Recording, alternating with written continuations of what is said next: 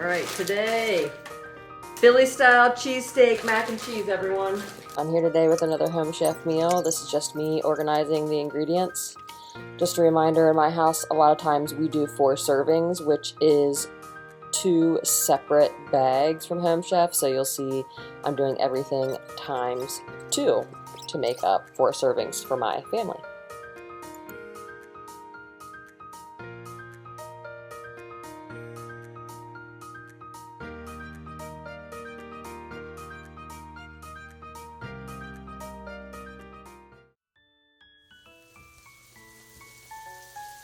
Alright, if you're new here, you know that sometimes I like cooking and sometimes I hate it, and I get by with Home Chef, and it makes it a little bit more enjoyable.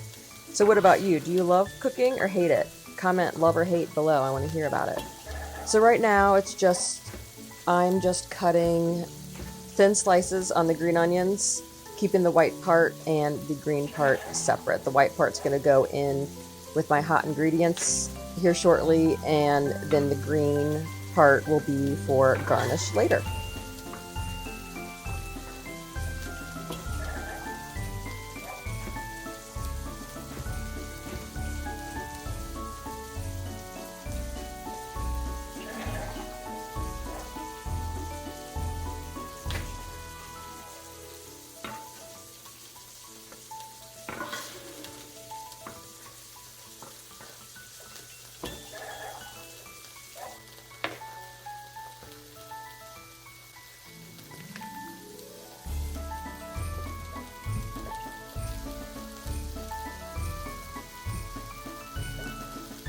Alright, now we're going to get the strip steaks out and pat them dry, give them a coarse chop, and separate them into pieces.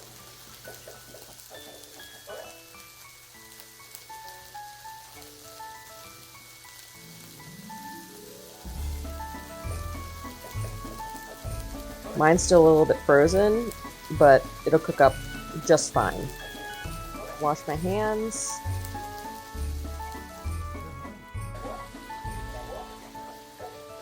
I'm going to add just a little bit more avocado oil to the pan. Obviously, you can use olive oil if you need to.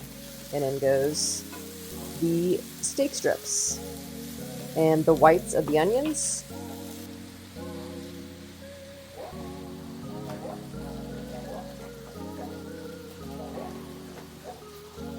And this is mushroom seasoning going in.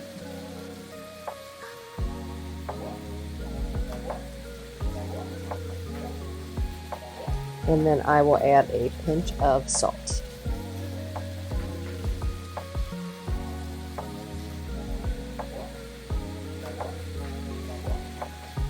And then all we're doing here is just cooking it down so that it all gets browned.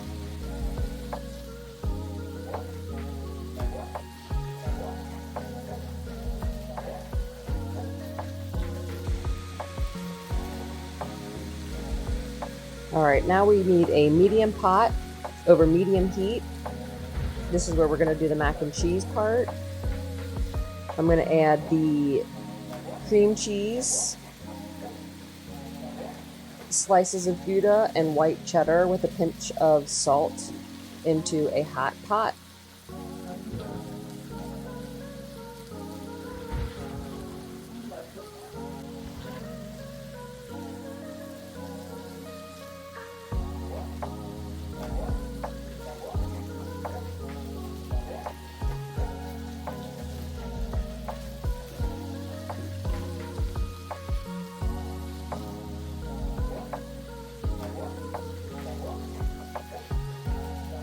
Alright, now time for the Gouda. These are Gouda slices. If you've not had Gouda before, it's pretty smoky, and our family, we don't really love a lot of smoke, so I'm actually not going to put in all of the Gouda here. So I'm going to give this just a little stir, make sure it's starting to melt down really good.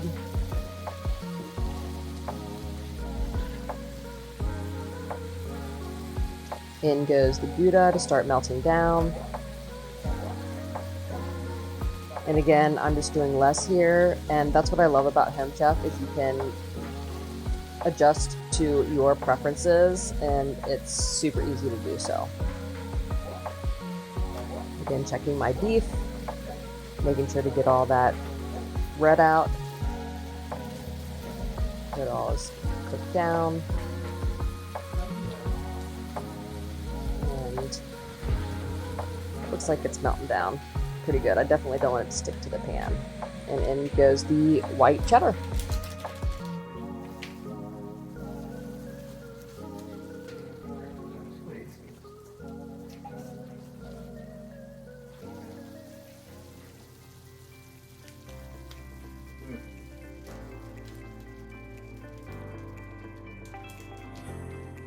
All right, in goes the mirepoix flavor base.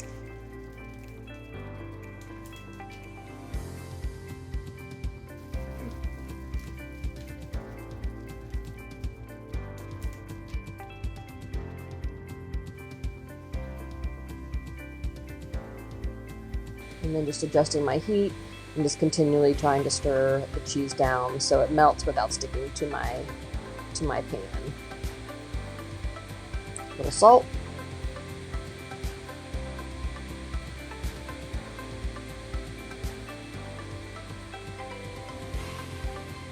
Coming together really nicely, nice and creamy. And I'm just going to get some water together here. And the noodles are already pre-cooked, so you're just kind of warming them through. So in go the noodles. And then a little bit of water to bring them back to life.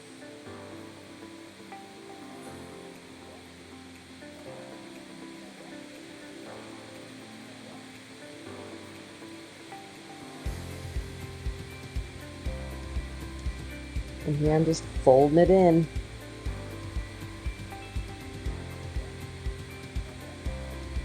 For some reason, this was very relaxing to me.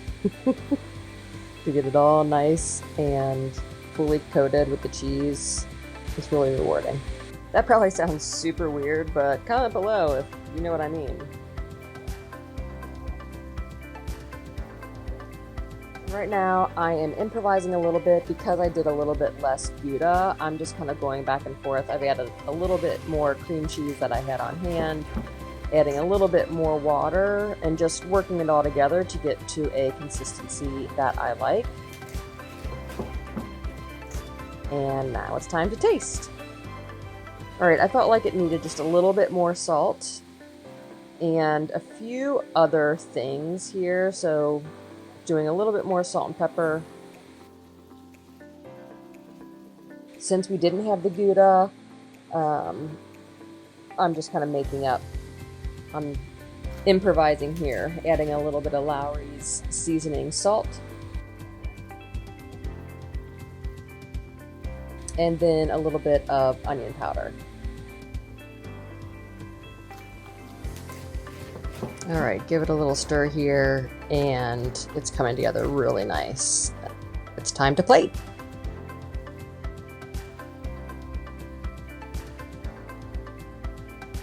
Now it does say to put the mac and cheese on the plate and then the steak on top.